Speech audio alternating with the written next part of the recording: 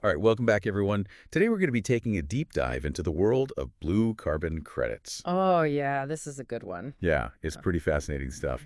mhm. We've got a really interesting article here from the Stanford Social Innovation Review Winter 2025 issue. It's called The Promise of Blue Carbon Credits. I've read this one, yeah. Yeah, have you? Yeah.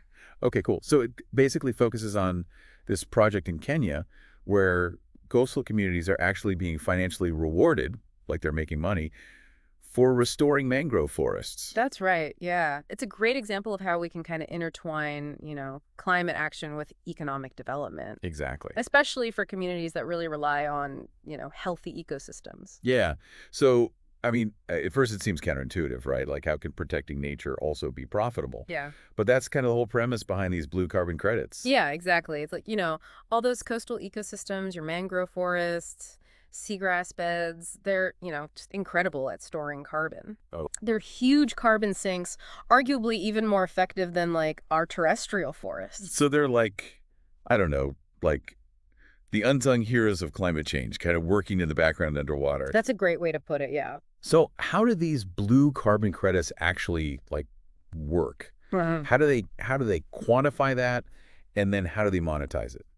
So basically, for every ton of CO2 that's sequestered, absorbed by these ecosystems, a credit is generated. Okay. And then, these credits, they can then be bought But by companies or individuals but looking to offset their own carbon footprint. so let's say like a company that can't completely eliminate its carbon footprint, they could like invest in these projects as a way to kind of compensate or offset. Exactly. It's like a balancing act, Yeah. Okay. and it creates that financial incentive for protecting and restoring those vital ecosystems. Okay, so it's not just about the money, right? Yeah. The article talks about this ripple effect of benefits for these communities that are actually participating. Absolutely, yeah. It goes way beyond just carbon. Yeah. It's, these projects, they create jobs, they can enhance food security, they can even protect communities from the impacts of climate change. Oh, wow. Things like storms and erosion. Okay, so walk me through that. Let's start with this Kenyan project. That's kind of the focus of the article. So these Kenyan fishing villages, they're, really at the heart of this. Yep. They're directly involved in restoring their local mangrove forests. Okay. So they're planting, they're monitoring the growth. They're really acting as the stewards of this ecosystem. And that's where the blue carbon credits come in, Yeah. right? Like they restore those forests, they generate these credits, and then they can sell them. Exactly. So the revenue from those sales goes back to the community, Okay. helps improve their livelihoods, Yeah. creates that sustainable cycle of conservation and economic growth. Yeah. So these communities are facing, the brunt of climate change, but now they're empowered to be a part of the solution. Exactly. That's why, this article highlights this Kenyan project. Yeah. It's like a model, a potential model Oh. for similar initiative. Around the world. Yeah. It just ticks all the And boxes. so is it that easy? Well, there's complexities. Yeah. Scaling up these initiatives globally Right. requires, lots of different things to kind of work together. Right? Yeah. Stronger partnerships, robust verification systems, and just a better understanding of all these different coastal ecosystems. Right. So before we get too far ahead of ourselves, let's break down what makes this Kenyan model so successful in the first place. Yeah, let's do that. Like what are the core ingredients Yeah. that are driving that success? Hmm. Okay, so we're talking about this project, and it seems like it's working on all these different levels, environmental, social, economic. But what makes this model so effective? Like, what are the core ingredients that are really making this Kenyan project so successful? Well, first off, it's community ownership. Like, it's not some outside organization coming in and telling these people what to do. Right. These Kenyan fishing villages, they're really at the heart of this whole project. They're involved every step of the way, from planning and actually doing the work to, monitoring, managing the whole thing. So it's about empowering these communities. It's not just about like giving aid or solutions from the outside. Exactly. It's recognizing that these communities, they know their ecosystems best, right? Right. They're the ones who are like really equipped to lead these restoration efforts. That makes a lot of sense. But I'm guessing community involvement isn't the only thing. Oh, for sure. You need the science to back it up. Absolutely. And that's another, key factor here. This project's got the science. Like, they're using rigorous scientific monitoring, collecting data, all to make sure that the carbon, that's being stored, they're measuring it accurately. Okay, so it's not just a feel-good story. hmm There's real data to show the impact. Oh, yeah, definitely. And this is, really important for building trust. Right, so people will actually buy those credits. Exactly, yeah. It attracts investment. Okay, so we've got community ownership, we've got the science. And the third piece, to really bring it all home is the financial sustainability. Right, making it all work financially. Yeah, and that's where the carbon credit market comes in. So it gives these communities a way to actually generate revenue from protecting their environment. So they can keep doing it. Exactly. Yeah. It creates this self-sustaining system. So it's like protect the environment, you make money, and it empowers the communities. But even the article, admits that it's not all easy, right? Yeah. Scaling this up globally, that's going to be tricky. Right, what are some of the, hurdles you have to overcome? Well, first off, you need some serious partnerships. Like, you need the governments on board, the NGOs, businesses, local communities, everyone working together. So it's not just one group trying to solve this thing. It's got to be a coordinated effort. It has to be, yeah. Then there's this whole issue of, making sure the carbon market itself is legit. Okay. So you got to have those verification systems, the monitoring, got to prevent greenwashing, make sure these credits are the real deal. So just like any market, you need that transparency, that accountability, so people trust it. 100%, yeah. And then you got to think every coast, every ecosystem, it's different. Right. So taking this model and just plopping it down somewhere else, it doesn't always work. You got to understand the specifics. You got to adapt. Now that you mentioned the carbon market, I'm curious, Yeah. how does pricing work for these blue carbon credits? Is it like supply and demand like other commodities? That's a good question. This market, it's still pretty new. Okay. It's still developing. Pricing, it can vary, depends on things like where's the project, what kind of ecosystem, what verification standards are they using. It's complex. So there's not like a set price per ton of carbon that's captured. Right. It's not that simple. But, as it grows, as it matures, Yeah. we should see some, more standardization and price stability. So this has been really fascinating. But I got to ask, Yeah. all this is great, but what can I actually do? Oh, I get that. Yeah. I'm just one person. How can I support this? Well, a few things come to mind. First, just stay informed. Yeah. Learn about blue carbon, its potential. The more people who know, the more support it'll get. So spread the word. Exactly. Tell your friends, your family, talk about it.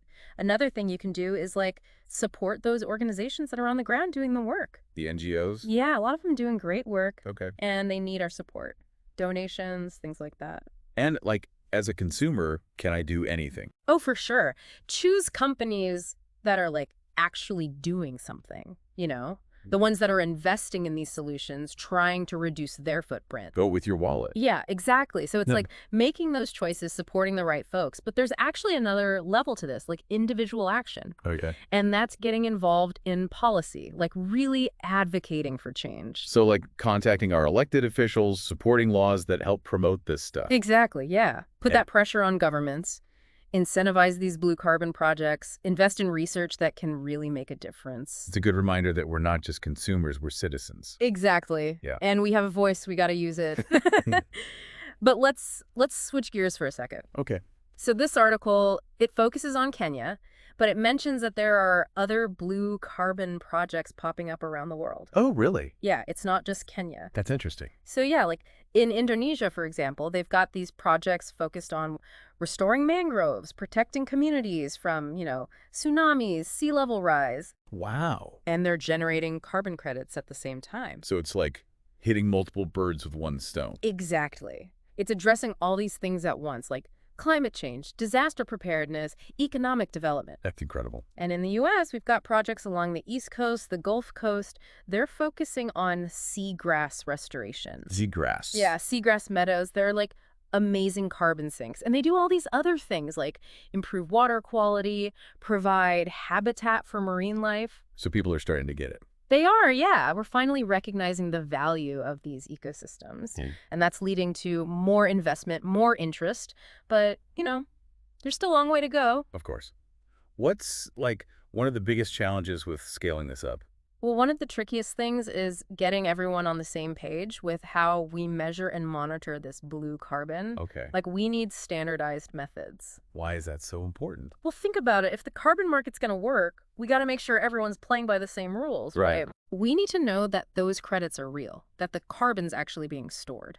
So no one's cheating the system. Exactly. Transparency is key. Okay, so standardized measurements, that's one challenge. What else? Funding Money. always comes down to money, right? Yeah. A lot of these projects, they're relying on grants or, donations, which are great, but they're not always reliable. It's hard to plan for the future. Exactly. So finding ways to integrate these projects into those existing markets, like the carbon market, that's going to be huge. So that they can support themselves. Exactly. Yeah. And then there's the whole issue of land ownership. Coastal areas, they can be really complicated, legally speaking. Okay. Like who owns what, who has the right to do what. It can get messy. So that can make it hard to do these projects. It can, yeah. But, even with all these challenges, there's a lot of hope. People are excited about blue carbon. There's more investment coming in, both from governments and businesses. That's great. And the communities, they're dedicated. They're the ones leading this charge. So, it's looking good. Good to hear some optimism. Yeah. So we've been talking about what's already happening. Right. But I'm curious, what's on the horizon? What are some of the most innovative things people are trying in this blue carbon world? Anything that really stands out to you? Oh, yeah, for sure. One thing that's getting really interesting is remote sensing technology. Okay. So satellites, drones, they can monitor these ecosystems from above. Wow. They can collect all this data, how big are they? Are they Mhm. healthy? How much carbon are they storing? It's efficient, it's cost effective, it's amazing. So technology is playing a big role. Huge role, yeah. And another cool thing is blue carbon insurance. Insurance. Yeah, insurance products designed specifically for this. Oh, okay. So it's if communities invest in restoring these ecosystems, they're actually reducing their risk from climate change. Right? Okay, yeah. Right. Like less damage from storms, flooding, things like that.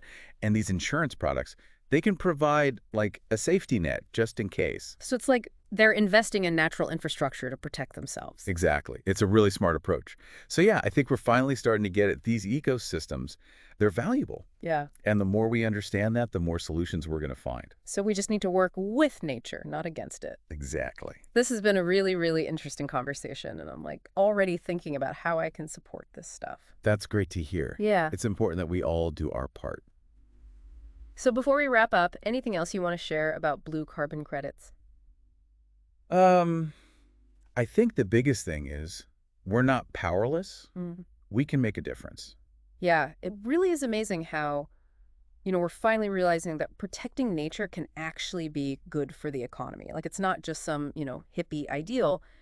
It can actually make financial sense. Exactly. And, I think that's so important right now, especially when we're trying to find solutions to climate change. For so long, it felt like we had to choose between the environment and the economy. Right. They were at odds with each other. Exactly. But blue carbon credits, they show us that we can actually have both. Yeah, we're finally starting to see just how valuable these coastal ecosystems really are. It's not just, their beauty or the cool animals that live there. It's the stuff they do for us. Like you said, capturing carbon, protecting our coastlines, supporting fisheries. Yeah, and when we put an actual price tag on those things, like what we're doing with these carbon markets, it gives people a reason to protect them, to restore them. So it's good for people and good for the planet. A true win-win. Okay, so as we wrap up this deep dive on blue carbon credits, what's the one thing you really want our listeners to take away from this? I think the biggest takeaway is that we all have a part to play in this. We can all do something to support these initiatives. Like what? Give us some examples. Well, be mindful of the choices you make, support companies that are doing the right thing, and speak up. Let your elected officials know that this matters to you. Advocate for change. Exactly. Blue carbon credits are just one piece of the puzzle, but they're a really important one. And we need everyone on board to make this work. It's empowering to know that we're not just bystanders in this fight against climate change. We can all be part of the solution. And, for anyone who wants to dive even deeper into this topic, I definitely recommend checking out the full article from the Stanford Social Innovation Review. It's a really fascinating read. Yeah, and we'll be sure to include a link to that article in our show notes. But we also want to hear from you, our listeners. What are your thoughts on all of this? What challenges and opportunities do you see? Let us know, because ultimately we're all in this together. Absolutely. This is a conversation that needs to keep going. Well, thanks for joining us today for this deep dive into the world of blue carbon. We'll see you next time, and until then, keep learning, keep exploring, and keep asking those important questions.